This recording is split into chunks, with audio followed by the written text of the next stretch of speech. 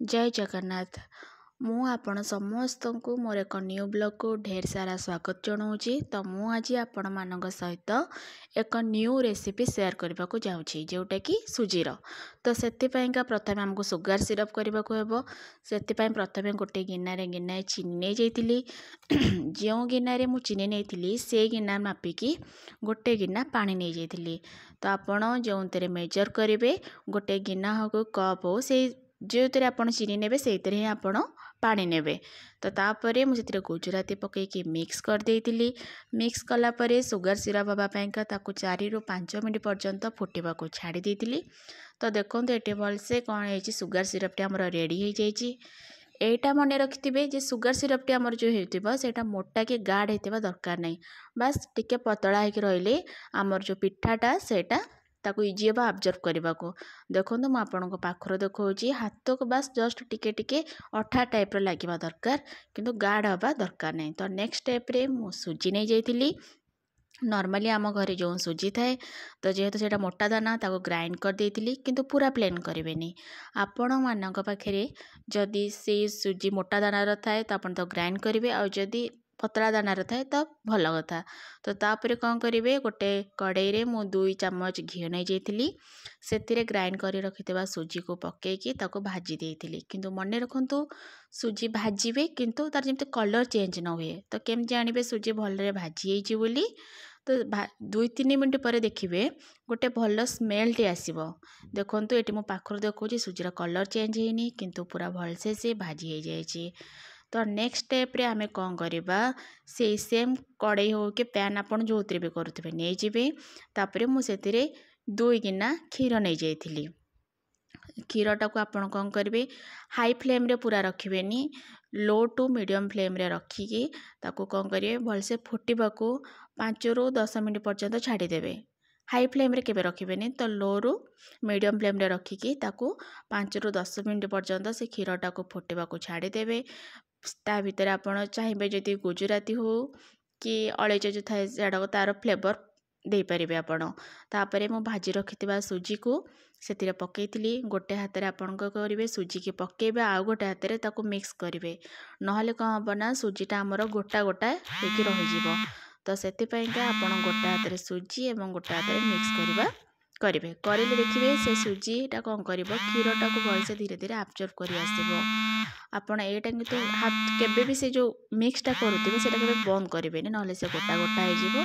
तो धीरे धीरे आपण कौन करेंगे सुजी सहित से क्षीरटा को मिक्स करेंगे।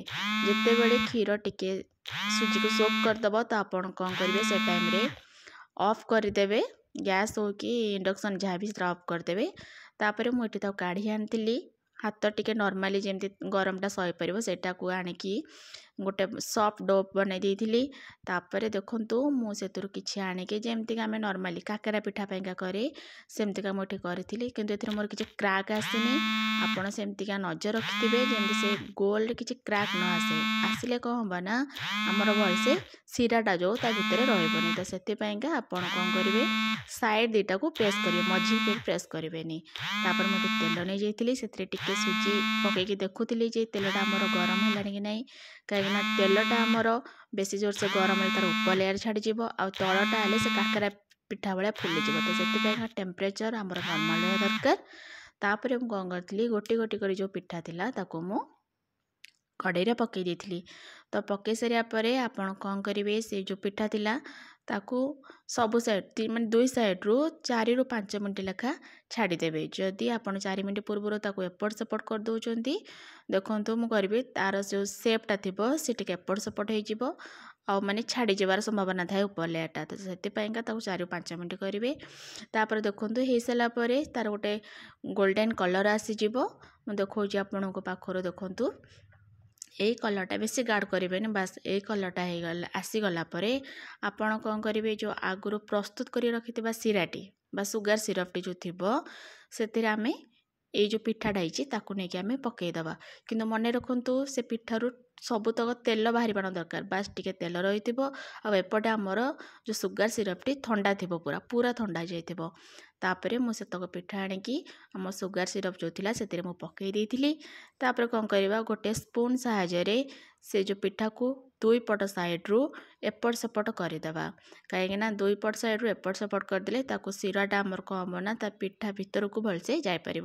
तो से मुझे गोटे गोटे करके पिठा को दुई पट साइड को एपट सेपट कर देइथिली। आमर ए पिठा रेडी हवा भितर आउ जो अलग पिठा थिला मु ताकू सेपटे कड़ाई रे पकई देइथिली।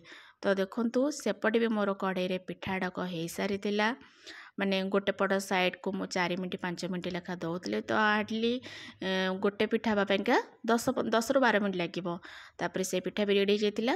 मु एपटे आगुरु जो पिठा पकई आनिकी पकई देइतिली। तापर कौन कर देखंतु मोर ऑलरेडी पिठाटा रेडी हो सारी जितेबाला मुझे दुई भाग कर देखो से केमती सिरा बाहर। एपरी वीडियो देखा मो channel like share and subscribe करंतु। Thank you.